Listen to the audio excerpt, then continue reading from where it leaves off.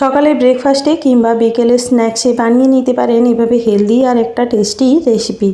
খেতে কিন্তু দারুণ টেস্টি আর এটা অনেকটা হেলদি। এবারে কড়াইতে একটুখানি তেল দিয়ে শুকনো লঙ্কা দিয়ে দিলাম একটা, সঙ্গে দিয়ে দিলাম রসুনের কুচি, সঙ্গে এখানে দিয়ে দিলাম পেঁয়াজের কুচি আর দিলাম টমেটো কুচি, স্বাদ মতো লবণ দিলাম।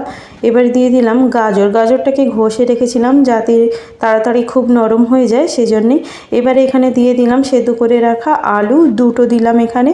এবারে দেওয়ার পরে ভালোভাবে নাড়াচাড়া করে মিশ্রণটি তৈরি করে নিয়ে সাইডে সরিয়ে রেখে তাওয়ার মধ্যে দিয়ে দিলাম বাটারটা মেল্ট করে নিয়ে ওপর থেকে দিয়ে দিলাম ব্রেডগুলো ভালোভাবে লালচে করে সেঁকে নিলাম, দু পিটি সেঁকে নেওয়ার পরে ওপর থেকে দিয়ে দেব তৈরি করে রাখা পুর। এবারে অন্য আরেকটি ব্রেড চাপিয়ে এটাকে কোনাকুনিভাবে কেটে নেব আর একেবারে মুচমুচে করে সেঁকে নিলেই রেডি হয়ে যাবে গাজর আর আলু দিয়ে স্যান্ডউইচ। দারুণ স্বাদের এই স্যান্ডউইচ বানান।